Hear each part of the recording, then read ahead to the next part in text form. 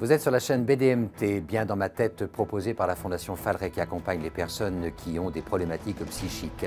Bienvenue dans Mental & Co, l'émission. De la plus petite dépression au trouble psychique le plus sévère, accompagné de sachants qui s'appuieront sur des témoignages interprétés par des comédiens pour préserver l'anonymat de celles et ceux qui ont vécu ces situations. Mental & Co, l'émission a pour ambition de partager des situations, de les commenter, de permettre à chacun de repérer les signes d'une maladie mentale, de s'en prémunir, mais aussi d'accompagner les personnes qui ont besoin d'en parler. 3 points de vue, un témoin, un membre de l'environnement personnel ou professionnel, un sachant. 3 questions. Comment en est-on arrivé là? Comment gérer une telle situation? Quelle attitude adopter? Comment aurait-on pu, peut-on éviter cela? Un seul objectif, rompre l'isolement, partager des expériences qui nous ressemblent, qui nous rassemblent. Vous souhaitez témoigner? Voici le contact. Mais quelques chiffres pour mieux situer les choses. 11 millions de Français sont aidants, soit 1 Français sur 5. 90% accompagnent majoritairement un membre de la famille et le plus souvent un ascendant. 57% sont des femmes, 43% sont des hommes, 81% ont moins de 65 ans. Tout de suite, retrouvons notre sachant du jour, Olivier Coldefy, pour Thalie Santé, psychologue clinicien. Bonjour Olivier. Bonjour Pascal. Tout va bien? Parfaitement. Je vous propose de rentrer directement dans le vif du sujet et d'observer avec moi le témoignage de Jeanne et d'Alain. Allons-y. Je m'appelle Jeanne, j'ai 52 ans, séparée, 2 enfants.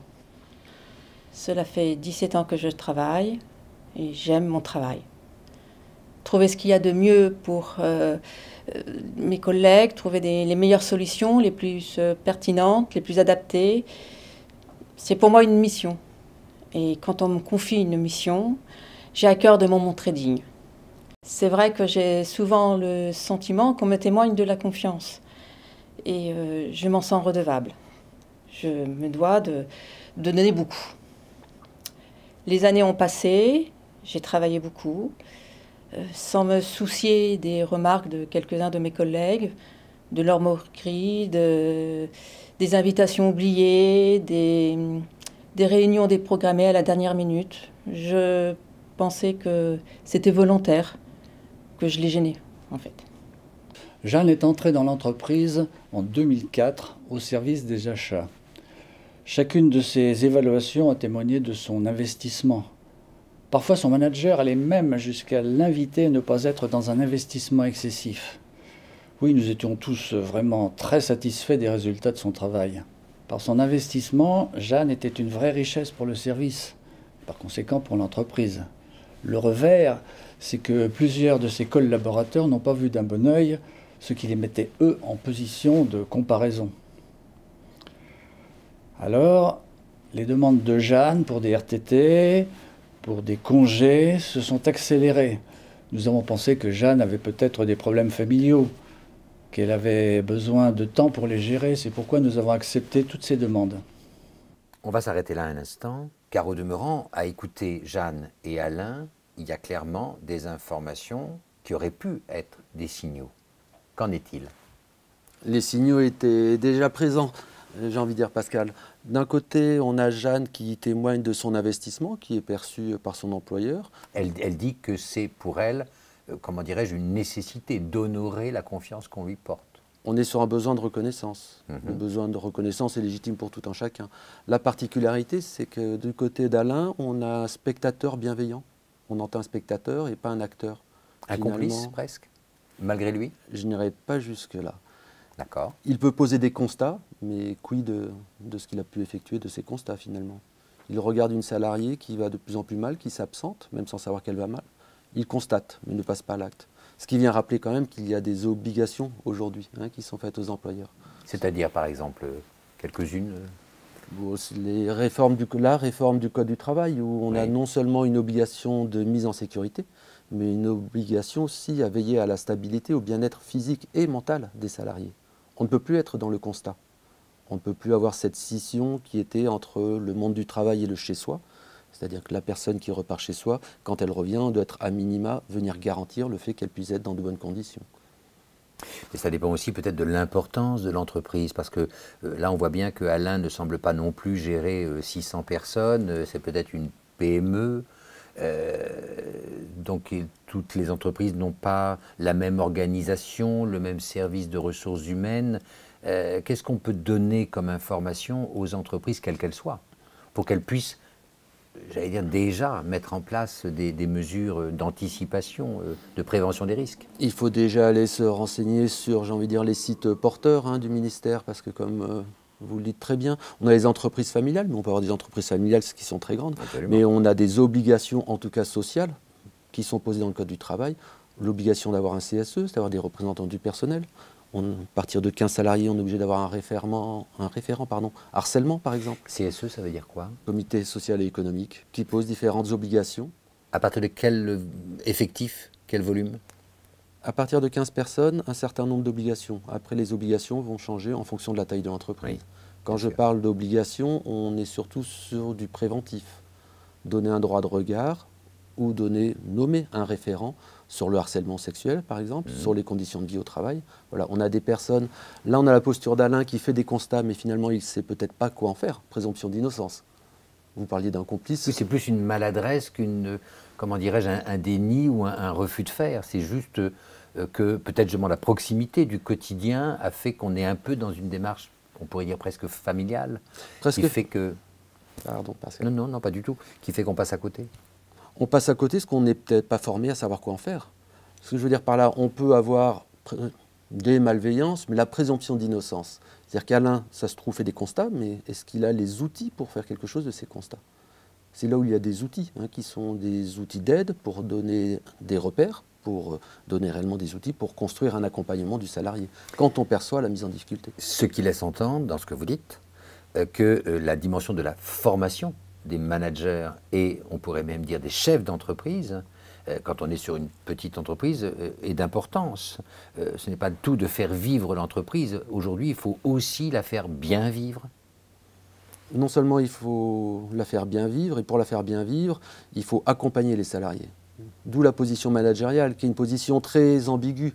Alors je dirais en France, mais dans beaucoup de pays européens, le manager est généralement en priorité un salarié qui reçoit une récompense. Ce n'est pas parce qu'on est salarié à une fonction qu'on a des capacités managériales. C'est-à-dire beaucoup de managers se retrouvent eux-mêmes confrontés à leurs propres limites, au constat. Après, ils sont de plus en plus accompagnés, temps de formation de 2 jours, d'une semaine, c'est une réelle problématique. Et eux-mêmes, de toutes les façons, sont aussi sous l'autorité d'un manager N+1 et ainsi de suite. Donc c'est une hiérarchie où chacun a sa part de responsabilité. Oui, et c'est une hiérarchie logique. On parle dans le sens commun, on dit il y a les salariés et les managers, mais les managers sont effectivement, Pascal, aussi des salariés. Il ne faut pas l'oublier. Nous sommes bien d'accord. On va continuer à regarder Jeanne et Alain et à les écouter avec attention. C'est en 2017 que ma mère est tombée très malade. Nous habitions à 275 km l'une de l'autre. Elle n'a que moi, je devais l'aider, je devais m'occuper d'elle. C'était pas facile. C'était pas facile parce que ça n'a pas... C'était pas simple, c'est pas facile parce que j'avais le souhait de m'occuper d'elle. Je voulais m'occuper d'elle. Elle a toujours été présente pour moi quand j'en avais besoin et donc voilà, je devais le faire. Et donc je faisais les trajets quasi tous les jours. C'était un peu compliqué, mais j'y arrivais quand même.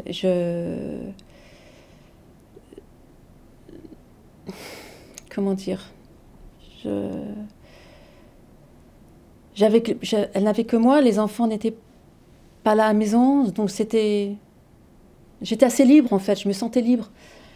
Et du coup, ouais, c'était aussi un budget, donc un budget, mais comme on dit, quand on aime, et j'aime beaucoup ma mère. Un jeudi, je me souviens très bien, un jeudi, la voisine de ma mère m'a appelée. Elle était tombée dans la nuit, elle était tombée de son lit. Et on l'a retrouvée seulement au moment du déjeuner. On l'a emmenée en urgence à l'hôpital. Alors j'ai pas réfléchi. J'ai pris la voiture et j'ai filé. Du moins, c'est ce que je voulais faire, pardon, c'est ce que je voulais faire, filer. Mais j'ai pas pu. Mon trajet s'est arrêté dans le parking. Là, je suis tombée, la clé de la voiture encore dans la main. Un malaise. Je me suis réveillée dans une chambre, seule. Enfin, j'avais mon fils et une voisine. Un burn-out, c'est comme ça que ça s'appelle, ce que j'ai fait. À trop tirer sur la corde. Le trajet. Le boulot. Ma mère. Ça devait arriver. Puis les retards, les oublis, les absences injustifiées ont commencé. C'était un jeudi, je crois, oui c'est ça. Le manager de Jeanne m'appelle pour me dire qu'elle n'est pas revenue travailler après déjeuner, que ce n'est pas la première fois, que c'est une fois de trop, que le service en pâtit, qu'il a atteint son seuil de compétence. Bref, il nous fait comprendre que c'est à nous, les RH, de prendre l'affaire en main. Oui, c'est moi qui ai géré le dossier. Vers 17h, une salariée allant récupérer sa voiture a donné l'alerte. C'est là qu'a commencé l'hospitalisation de Jeanne. Alors bien sûr, pas le droit de lui téléphoner pour prendre de ses nouvelles, lui dire notre attention, notre soutien, l'espoir de la retrouver très vite parmi nous. Le service s'est retrouvé désorganisé, un peu sidéré, comme suspendu. Nous avons appris au final que Jeanne avait fait un burn-out. Évidemment, nous nous sommes questionnés quelle était notre part de responsabilité. Ce que nous ne savions pas, c'est combien Jeanne était investie auprès de sa maman.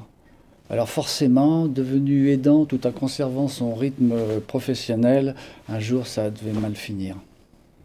Olivier, on va faire une pause là. On va d'abord commencer peut-être par définir c'est quoi le burn-out.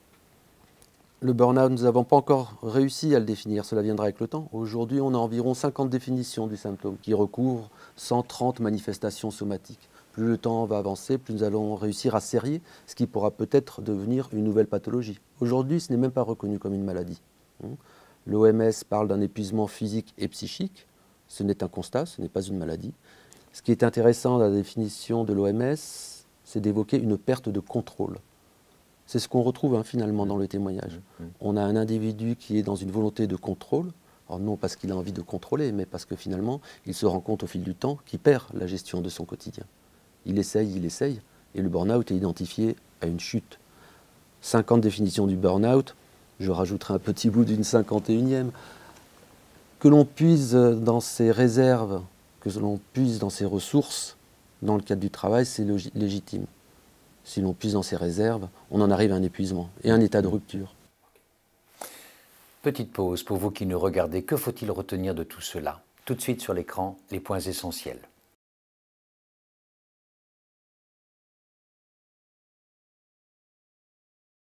Reprenons tout de suite l'échange de notre conversation avec notre sachant. J'entends aussi quand Alain laisse entendre combien ils ont tous été désappointés. Parce que on parle évidemment et incontestablement, c'est une situation qui doit questionner les uns et les autres celle de Jeanne, mais ça veut dire aussi quand même qu'il y a un effet rebond, un écho dans l'équipe, dans l'entreprise, parce que tout naturellement, chacun repart avec cette situation. Comment gérer ça? Quelle attitude on peut adopter à cet endroit-là? Là, vous en parliez tout à l'heure, c'est au manager, et même dans une petite équipe. On peut avoir quelqu'un qui fait office de manager. Mais il faut réintroduire de la communication. Sinon, on va avoir un ancrage de culpabilité, j'ai envie de dire malsaine, parce qu'elle ne sera pas productive. Il faut réintroduire la notion de l'échange. Qu'est-ce que ça veut dire entre 5, 10 collègues? Je ne sais pas combien de collègues elle avait. Chaque jour, de voir quelqu'un se faner petit à petit et sans jamais interagir avec. C'est d'une tristesse dans le constat du monde du travail qui est fait là. Incontestablement, ça veut dire aussi mettre en place donc un endroit où ceux qui sont finalement tout seuls, puisque Jeanne, donc très clairement, est hospitalisée, ça veut dire que toute l'équipe ne peut que s'interroger sur comment on n'a rien vu. Ça veut dire aussi permettre à chacun de pouvoir oraliser, exprimer tout ça, parce que tout naturellement, personne ne doit rester seul avec le sentiment qu'il a peut-être sa part de responsabilité. Ne pas rester seul et changer, parce qu'il y a des poncifs qui sont un peu des contre-vérités. On a vécu cette expérience, on va en apprendre quelque chose. Non, c'est une contre-vérité. Si on n'en échange pas, si on ne construit pas avec, on n'en apprendra rien. Ce qui est dans cette posture, je disais passive tout à l'heure d'Alain, qui est un constat, ce n'est pas un avis négatif, c'est que finalement, ça lui renvoie, lui, à ce qu'il exprime d'une impuissance. En tant qu'employeur, je n'ai pas le droit de la contacter. Je n'ai pas le droit d'aller vers elle. Mais c'est vrai ça. En tant qu'employeur, en tant que collègue, on peut être dans l'échange. Mais est-ce qu'un employeur est aussi un collègue? Non, mais il faisait aussi référence aux collègues. Nous n'avons pas, nous ne pouvons pas. Ce qui est intéressant, c'est que finalement, il a fait le constat de la décrépitude. Le terme est un peu fort, mais il est fort. En tout cas, la dégradation de la collaboration professionnelle, en tout cas. Il en fait le constat, et après, constat d'impuissance, je ne peux plus rien faire. Ah oui, mais donc l'intérêt de la prévention, c'est de même pas d'éviter cette mise en difficulté psychique. Je constate, après je culpabilise. La prévention, c'est être au quotidien, auprès. Alors ça ne veut pas dire leur tenir la main. Nous avons affaire à des salariés, des gens en responsabilité. C'est juste avoir des éléments d'écoute, de veille, et avoir des indicateurs. Quelqu'un qui s'absente sans dire je pars en congé, sans exprimer quoi que ce soit, c'est un indicateur.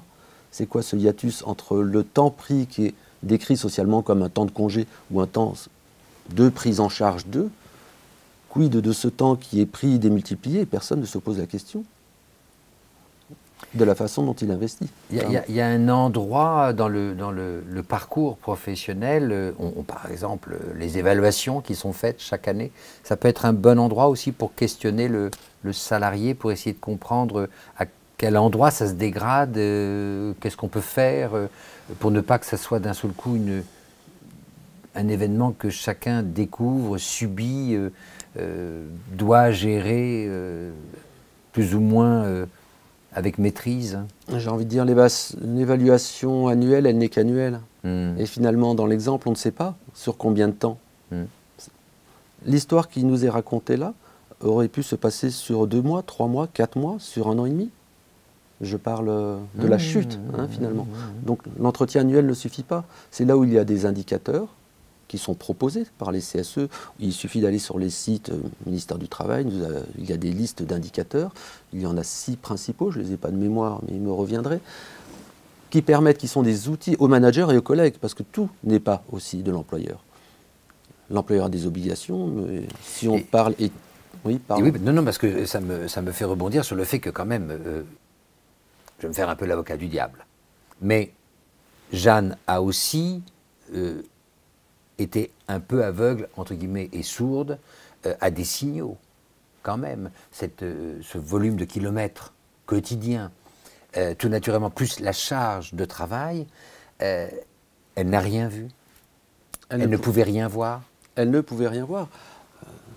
Vous ne pouvez voir en mouvement que vous avez un miroir en face. Le miroir, en l'occurrence, ça peut être qui? Ça peut être les collègues, ça peut être le manager, ça peut être la famille, les amis. Nous-mêmes, dans nos mouvements, nous ne nous voyons pas en mouvement. C'est l'entourage qui nous renvoie à la force de nos mouvements. Le problème de Jeanne, c'est que finalement, si elle n'a pas été, j'ai envie de dire, arrêtée avec bienveillance par son entourage, alors l'entourage large, sa famille était défaillante, de facto, malheureusement pour elle, les collègues qui ne savaient pas trop quoi faire, le manager qui voyait mais qui ne savait pas comment faire, si personne n'allait l'arrêter, malheureusement, il était presque inéluctable qu'elle finisse par chuter. En même temps, dès qu'elle se réveille à l'hôpital, elle est entourée et d'un de ses fils et d'une voisine. Donc, elle n'était pas seule. Ça laisse entrevoir que dans l'environnement, dans la sphère privée, il y a aussi, j'allais dire, de l'incapacité de voir ou d'interpeller l'autre pour dire attention à toi. Comme dans l'entreprise, on l'a vu. C'est encore plus difficile dans l'entreprise parce que finalement, il y a un tas de questions. On a découpé de façon manichéenne l'individu employé de l'individu dans son tissu familial. Citoyen. On est vraiment sur une scission manichéenne. Ce que je veux dire par là, c'est que dans l'entreprise, c'est encore plus difficile. Beaucoup de salariés ne s'autorisent pas à dire à leurs collègues « tu n'as pas l'air d'aller bien », comme si on allait intruser la sphère privée. Et quoi de plus désespérant pour un salarié de montrer ou de savoir qu'il va mal et de voir que finalement ça ne réagit pas dans son entourage. Et pourtant, le droit à la fragilité, chacun doit pouvoir le mettre en œuvre. On a le droit d'être fragile. même, j'allais dire, au sein de l'entreprise, la dimension de la performance, la dimension de l'héroïsme, on peut dire, de celui qui arrive toujours à livrer ses dossiers à temps, le droit d'être faillible n'est pas assez intégré, compris, accepté?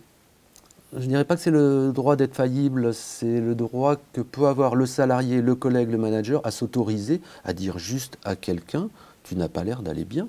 Finalement, c'est quoi le pire des risques? Que la personne dise « ça ne te regarde pas ».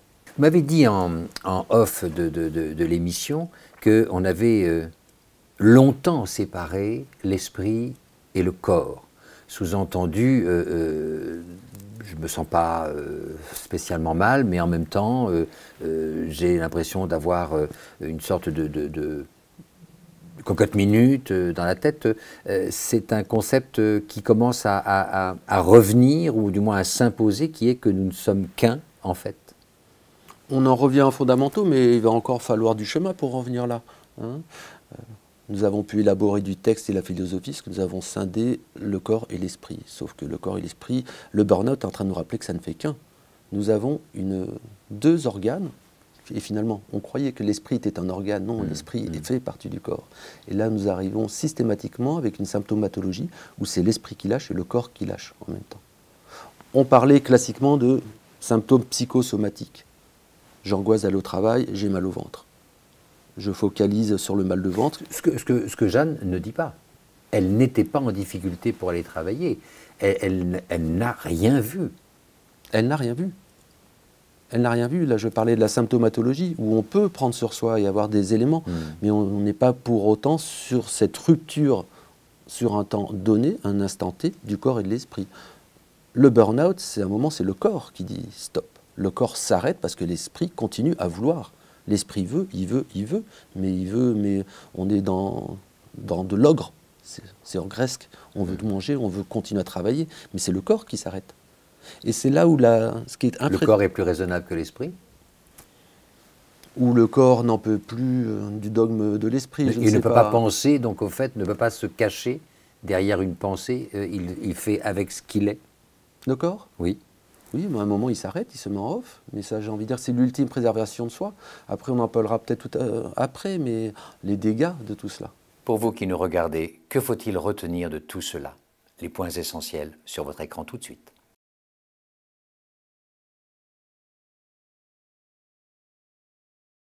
Reprenons le cours de notre émission.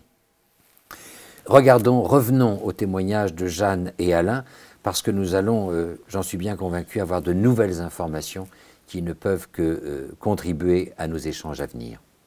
2017, 2021, 4 ans que je n'ai pas travaillé.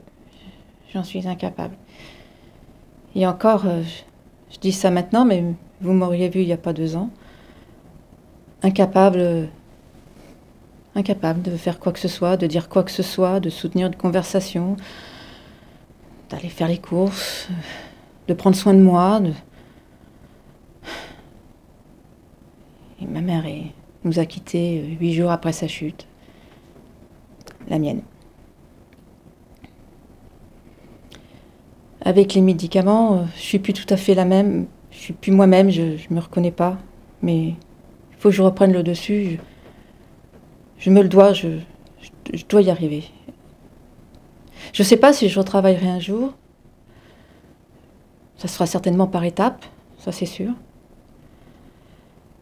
Ce que je sais, c'est que sans limite, sans garde-fou,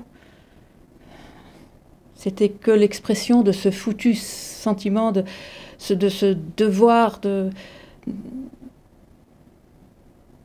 ce côté de vouloir bien faire, comme si je ne valais rien. Comme si je ne valais rien, il fallait que je me montre beaucoup plus, comme si j'étais rien. Ce que je sais, c'est que cet engagement sans limite, sans garde-fou, ce n'est finalement que l'expression de sentiments de ce foutu sens du devoir que je m'inflige. Comme si je ne valais rien, qu'il fallait que j'en fasse toujours plus. On ne peut pas ne pas s'arrêter là. vis-à-vis de la posture du salarié. 2-3 choses ont été dites par Jeanne. Elle avait perdu le sens du respect de soi, et là elle vient de dire que ce foutu sens, n'est-ce pas, du devoir que je m'inflige, le sachant que vous êtes rebondi, réagi sur ces 2 interventions qui me semblent quand même assez significatives de la situation du burn-out. Il y a le niveau d'exigence que l'on peut s'imposer à soi-même. Ça, c'est l'un des facteurs. Et là, on revient au milieu de l'entreprise. C'est à l'entreprise de dire à un moment, c'est bien d'avoir un salarié ultra performant, mais au bout d'un moment, il faut savoir aussi dire aux salariés, attention, baisse de régime. Ce que disait Alain d'ailleurs au début de l'interview. Il a dit qu'il avait pu faire des commentaires, qu'il fallait qu'elle fasse attention à elle. Ce qui m'interpelle le plus dans ce qui a été dit, c'est quand elle évoque, il va falloir que je prenne soin de moi. Alors j'ai envie de dire, ça c'est une parole des psys et des médecins. Quelqu'un qui sort d'une consultation, prenez soin de vous. Mais on n'a jamais appris à prendre soin de soi. C'est une parole très facile à dire. Nous sommes élevés en démocratie, on n'est pas un pays en guerre, on n'apprend pas à prendre soin de soi. On apprend à prendre soin de soi au moment où on est blessé, au moment où on est abîmé. Ce n'est que dans la blessure qu'on se pose la question de prendre soin de soi. Mais finalement, ça n'a jamais été donné. Ce que je veux dire par là, c'est qu'on est dans du multifactoriel. C'est au salarié de prendre soin de lui, mais c'est aussi, je parlais des exigences, des obligations de l'entreprise, à faire aussi attention à son salarié.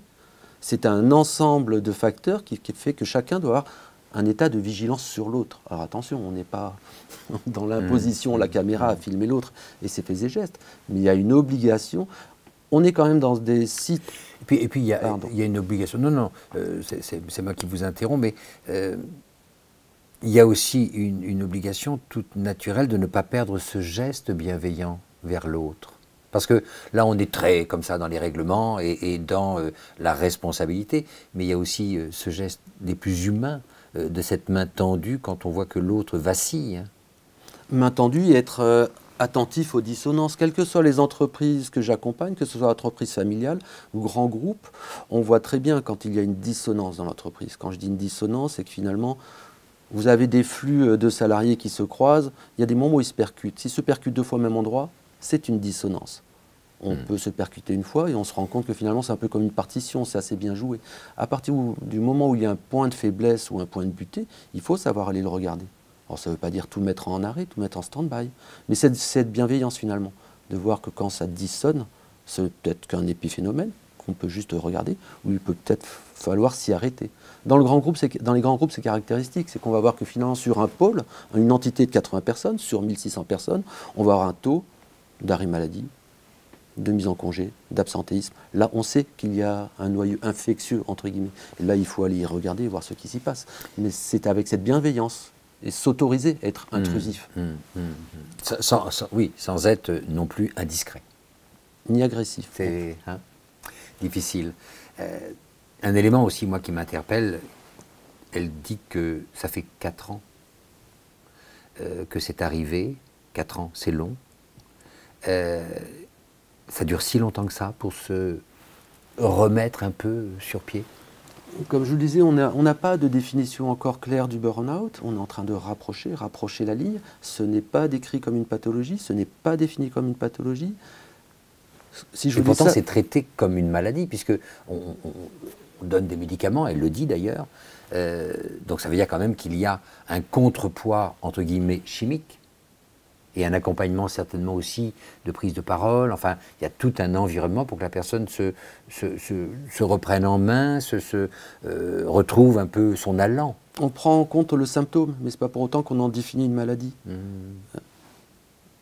Ce qui veut dire en conséquence qu'il faudrait aussi peut-être observer les facteurs qui ont conduit à cela. Parce que traiter est une chose, mais rendre la personne propriétaire et donc plus responsable ou plus actrice, c'est aussi un enjeu important. Ah, c'est une obligation. Si nous n'étions que les spectateurs d'une maladie qui se met en place et ne faire que développer la prise en charge de la maladie sans aller à sa source, excusez-moi, ça serait d'un abandon, d'un triste. Il n'est pas rare parfois qu'on puisse découvrir qu'on nous apprend à vivre avec quelque chose, mais pas forcément à nous en débarrasser. Non, je vais vous donner, il ne me semble pas, là, je vais vous donner un exemple. L'ère industrielle, là nous parlons surtout du secteur secondaire et tertiaire. l'ère industrielle, il y avait les chaînes d'usines. Je dis il y avait, parce que je pense au bassin minier, un tas de chaînes d'usines qui ont fermé. La chaîne d'usine, on pouvait augmenter la cadence. Si on augmentait trop la cadence, là, on est juste sur la différence de l'esprit et du corps, hein, dont on parlait, de l'esprit et du corps, dont je parlais tout à l'heure. Si on augmente la cadence, au bout d'un moment, le geste ne peut pas suivre. On casse la chaîne, on casse la cadence. Les usines ont fermé, parce qu'on ne pouvait pas pousser l'humain à des choses inentendables. On était dans la gestuelle, dans le secteur tertiaire. À quel moment on rompt la cadence? Jusqu'où on peut pousser l'esprit humain? J'ai l'impression que ce burn-out, finalement, c'est le point de rupture sur la cadence psychique. Je ne sais pas si le comparatif la métaphore est très parlante. Explicite. Et ce que je veux dire par là, c'est que finalement, dans les burn-out, je peux rencontrer, c'est un peu comme les traumatismes. Je suis psychologue clinicien. Je vais rencontrer des gens qui me disent oh, là, je vais faire un burn-out. Là, je vais vraiment faire un burn-out. Ça ne fonctionne pas, ça. Ce qu'on le disait tout à l'heure, on ne le voit pas venir. C'est pas une démarche volontaire. Non, c'est ce que vous disiez, ce n'est pas la menace, je vais faire un burn-out.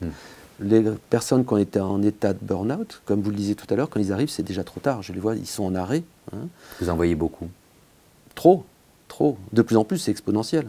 Est-ce que la Covid a eu un impact aggravant?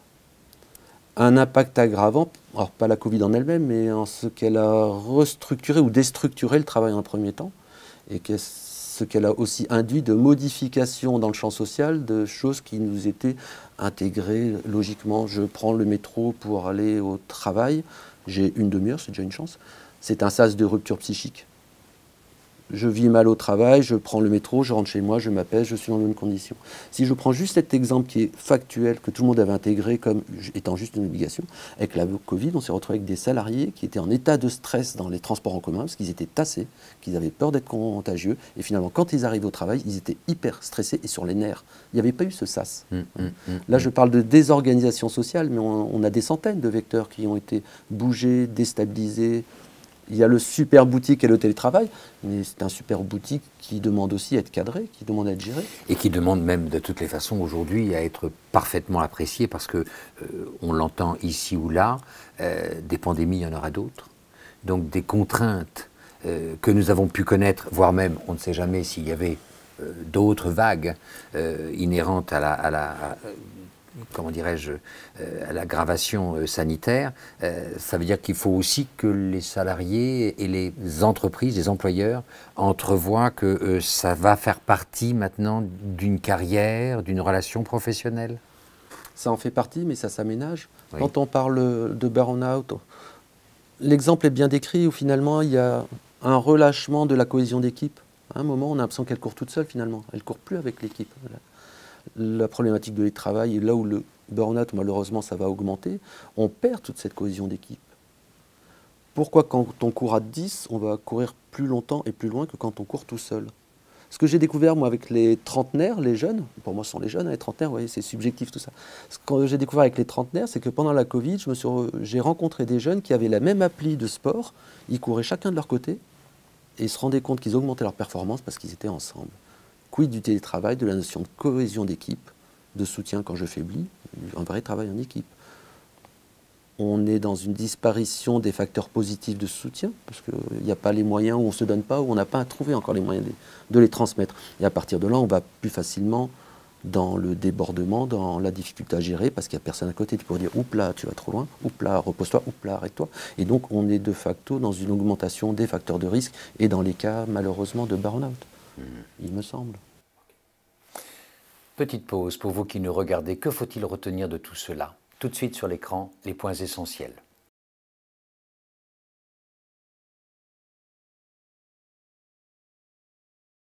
Reprenons tout de suite l'échange de notre conversation avec notre sachant. Et maintenant, retournons vers Alain, qui a certainement aussi des informations à nous livrer. Nous avons suivi la procédure habituelle dans le respect de sa vie privée. Aujourd'hui, Jeanne est en incapacité de travail. Je vais faire une pause là quand même.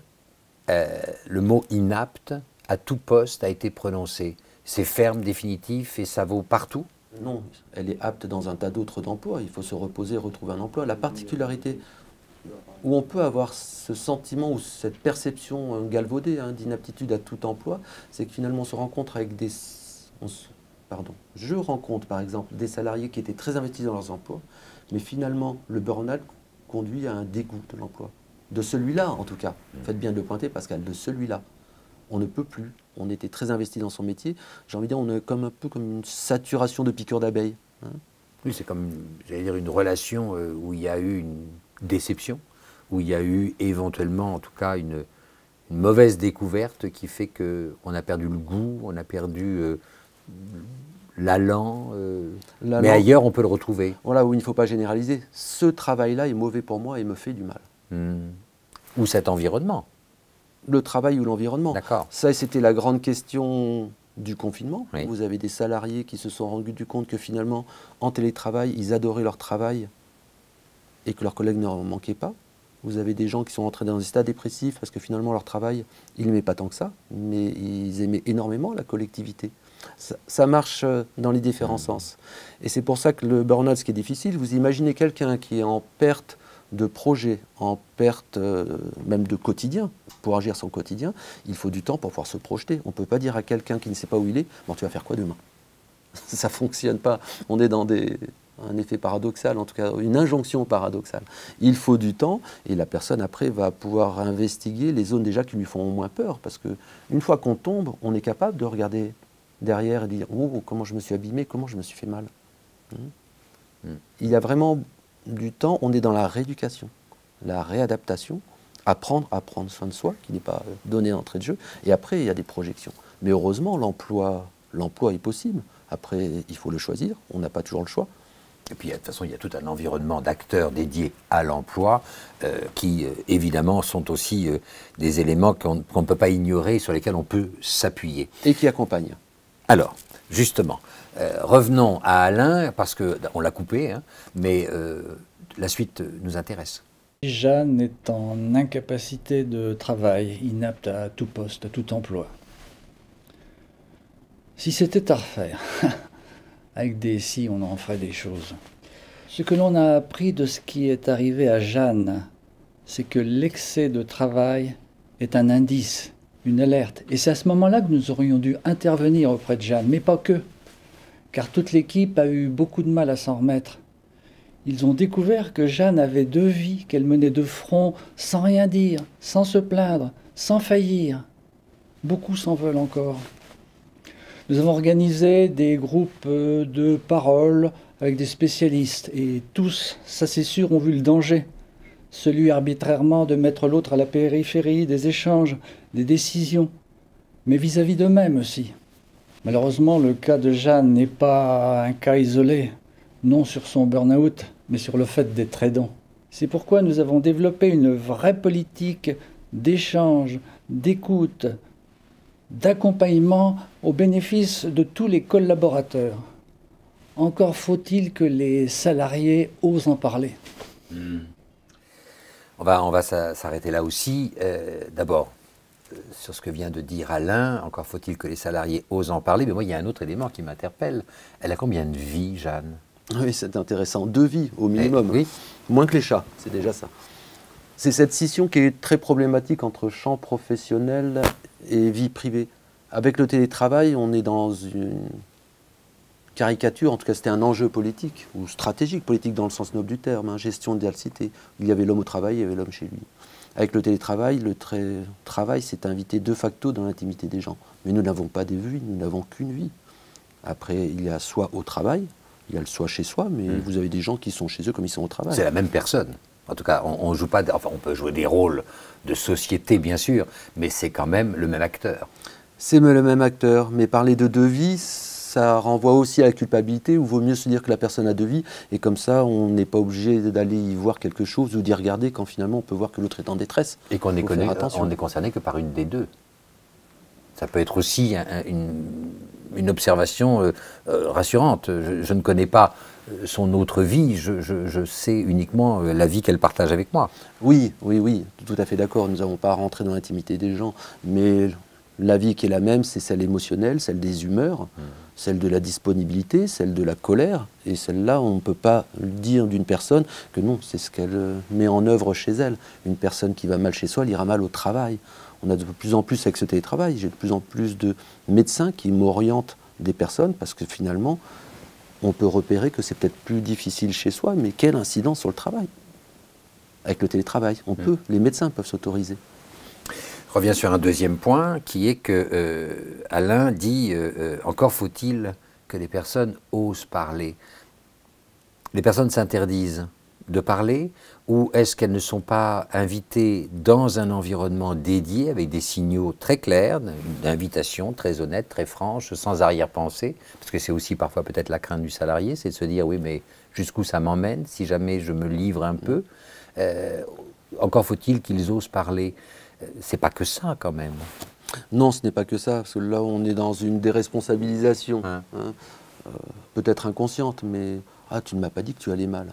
Ben non, quand on va mal, on est peut-être le moins bien placé pour savoir où sont les difficultés. Et puis peut-être qu'on n'en a pas conscience non plus. Tout à fait. C'est Pas conscience et peut-être pas les capacités.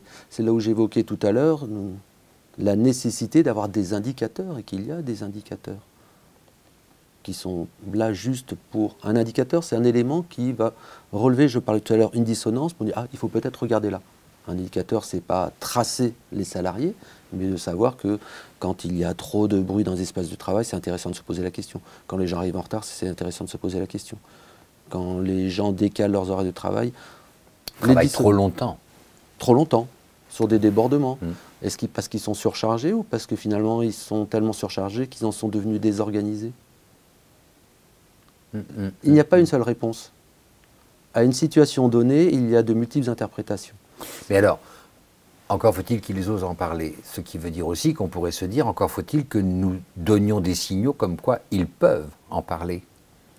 Non seulement qu'ils peuvent en parler, mais il faut dans quel espace est-ce qu'on les autorise, est-ce qu'on les autorise à en parler, ou est-ce que et pourquoi on ne va pas tout simplement leur poser la question? Continuons. Merci. Maintenant, je prends la parole dans une association qui organise des rencontres où je partage mon témoignage, mon avenir, prendre soin de moi, puisque je n'ai plus que moi. Les enfants sont partis. Je dis toujours, pour conclure mes témoignages, que j'avais à cœur de bien faire. J'ai toujours envie de faire bien, mais ce que je sais maintenant, c'est que il ne faut pas que ce soit contre moi. Tout du moins, il ne faut pas que ce soit plus exactement le... Il faut que je prenne soin de moi. Parce que si je ne prends pas soin de moi, il y a danger. Et il y a danger que je reperde la tête à un moment donné ou à un autre. Jeanne intervient à peu près chaque année à l'occasion de temps consacrés à, si j'ose dire, la prévention des risques du surinvestissement. Comprendre les indices, les chemins qui conduisent inéluctablement à de telles ruptures professionnelles. Si l'on veut, on peut voir fatalement quand la situation se dégrade, quand le salarié entre dans une phase de surchauffe, par exemple. Très clairement, Alain a appris quelque chose. On voit que déjà, dans sa parole, il commence déjà à rappeler qu'il y a des indices qui sont révélateurs. On ne va pas revenir sur tout ce qu'on s'est dit depuis tout à l'heure, bien évidemment. Mais force est de constater que l'organisation qui est mise au sein de l'entreprise désormais est une organisation préventive, responsable, presque, on pourrait dire, protectrice des collaborateurs. À partir d'une expérience négative et douloureuse. Il faut en passer par là. Non, il ne faut pas en passer par là, justement. Parce qu'une expérience positive qui conduit à une bienveillance, mais qu'est-ce qu'il reste dans les murs et l'esprit collectif de cette expérience? Ce que je veux dire par là, on peut se construire sur des exemples ou des expériences négatives, mais il reste toujours un peu de négativité qui reste. Ce n'est pas suffisant.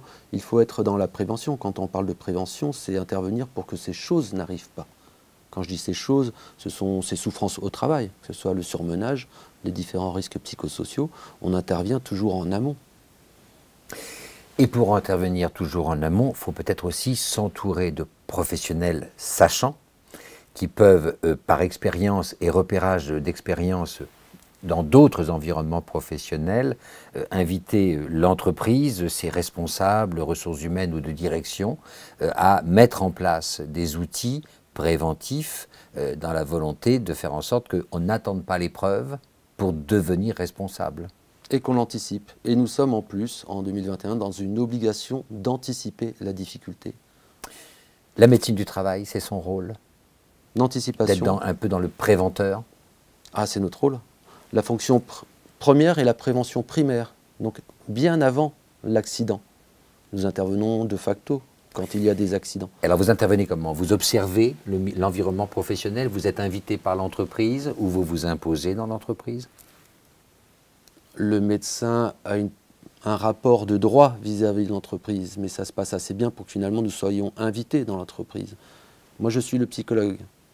Quand le médecin constate une dysfonction dans une entreprise, il prend attache avec l'entreprise en disant là il y a une dysfonction, voilà les risques sanitaires. Quand le médecin parle de risque, c'est le risque pour la santé du salarié. Et à partir de là, il propose différentes phases, en tout cas, de prévention. Des ateliers dédiés que j'anime moi ou une collègue, grand nombre de personnes, petites personnes, sur une thématique pointue, où on ne fait pas qu'échanger. Le but, ce n'est pas que d'échanger, c'est aussi donner des critères de repérage et donner des éléments afin de solutionner les problèmes. Alors, donc vous avez en tiré, en tout cas, une sorte de boîte à outils que vous pouvez proposer aux entreprises. L'entreprise doit s'acquitter de quelque chose ou c'est compris dans l'organisation? Il y a un seuil. Oui. J'ai envie de dire, moi je parle de kits, des kits prévention. Voilà. Chaque entreprise peut avoir 3 kits prévention, après en fonction de la taille des entreprises, mais là on est dans un détail comptable qui n'est pas le mien. J'entends, mais ça pourrait être pour ceux qui nous regardent actuellement de se dire, oui mais tout ça, c'est déjà, on a déjà tellement de responsabilités et d'engagement économique sur le sujet, il faut aussi faire ça, ou est-ce que c'est, comment dirais-je, aussi un élément facilitateur que de dire, il suffit de nous demander? C'est un élément facilitateur, d'autant plus que on n'a pas de limite, on ne va pas intervenir uniquement dans des grands groupes, on est aussi là pour les PME, pour les petites entreprises, parce que finalement, c'est un peu cruel, mais plus l'entreprise est petite, moins il y a d'obligations sociales, ce qui est aussi logique.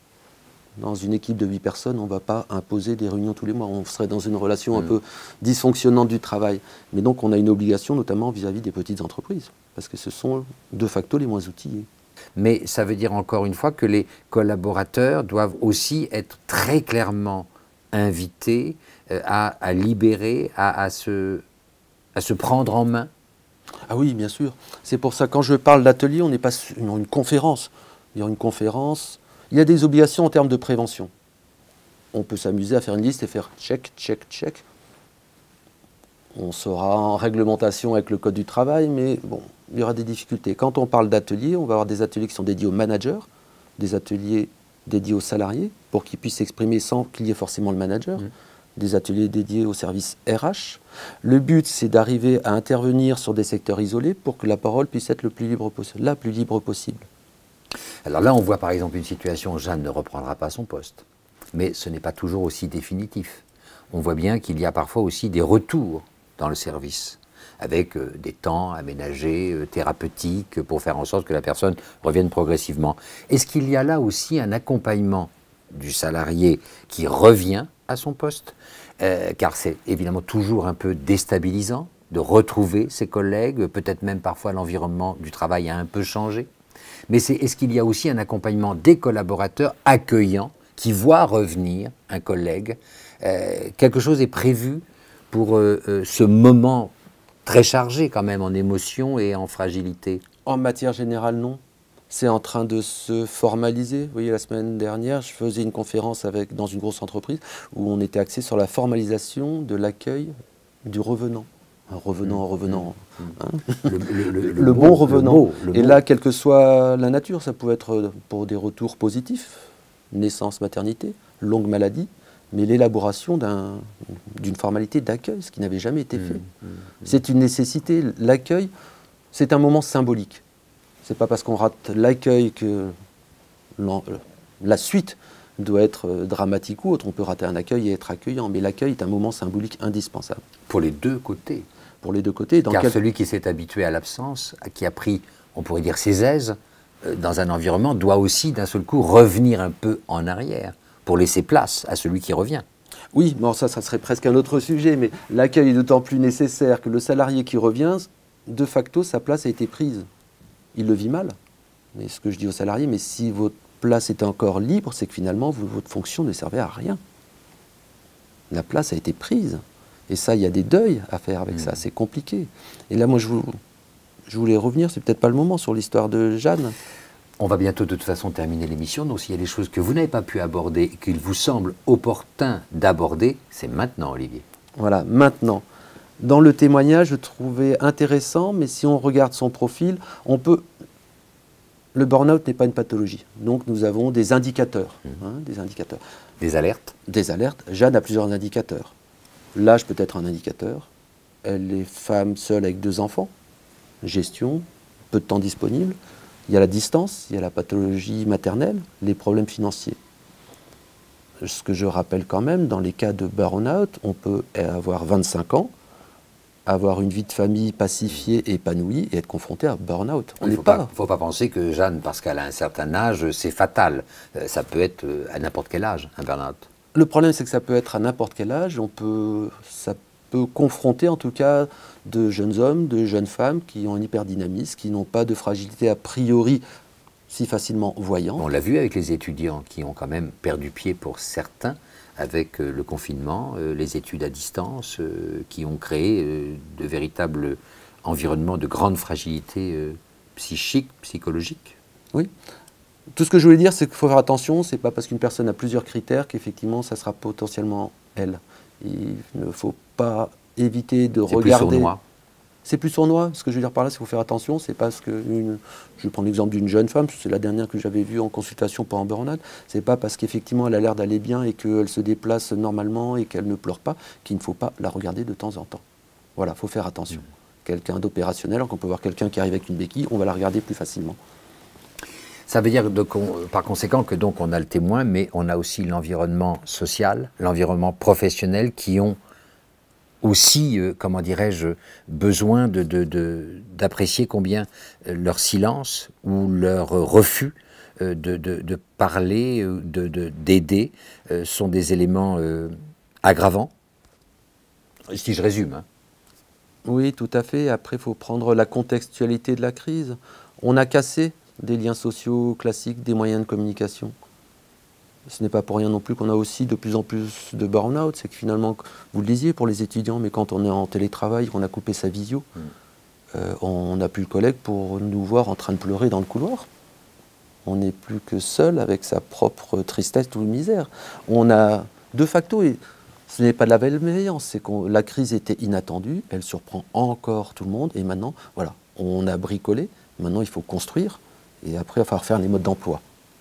Est-ce que la fragilité des Français, on dit ici ou là que nous sommes de grands consommateurs d'antidépresseurs et autres objets qui visent à nous donner le goût ou l'impression du bonheur? Ou enlever le mauvais goût, alors. D'accord. Est-ce que c'est un constat que vous faites, vous aussi, comme quoi notre fragilité est là, présente, qu'elle ne diminue pas, et que c'est un objet que nous ne pouvons pas ignorer. On a vu souvent des gens dire « Oh, ben, elle a qu'à serrer les dents, ça va aller mieux, c'est rien, c'est une petite déprime. » Non, c'est beaucoup plus sérieux, plus profond et plus considérable qu'on ne veut bien le dire. C'est beaucoup plus sérieux et considérable. Et pour vous reprendre votre exemple, ça c'est une grande erreur dans les entreprises, c'est la temporalité. Le temps ne fait jamais passer les choses, ça on peut le graver sur des paillassons. Le temps, ça ancre les choses. Ça va passer? Non, ça ancre les choses. Si on reprend l'exemple là qui a été donné et développé depuis le début de l'intervention, on n'avait pas la temporalité. Plus on intervient tard, plus les choses s'ancrent et deviennent délétères. On a le constat, maintenant il faut savoir que quand on fait un constat, on a le droit d'intervenir, quitte à se tromper. Je suis désolé, j'ai cru voir quelque chose, ce n'était pas ça. Plus on laisse passer les choses, plus elles vont devenir délétères. Et plus la marche arrière est compliquée et difficile. Donc, il faut ne pas laisser les choses se faire et voire même se dégrader. Il faut intervenir. Nous avons une part de responsabilité, que nous soyons membres d'une famille, que nous soyons employeurs, que nous soyons collègues. Nous n'en sortirons que si tous, nous avons la volonté de faire en sorte que le bien-être ne soit pas une apparence, mais une réalité. Oui, c'est accompagner. Il faut savoir accompagner les autres sans être intrusif et en toute bienveillance. Je vous remercie beaucoup de votre intervention, de vos réflexions, en tout cas édifiantes, éclairantes. Je me tourne vers vous. Si vous souhaitez témoigner, le contact va réapparaître. Ainsi s'achève Mental & Co, l'émission. Merci à notre sachant. Nous vous disons à très bientôt. Je vous dis, prenez soin de vous.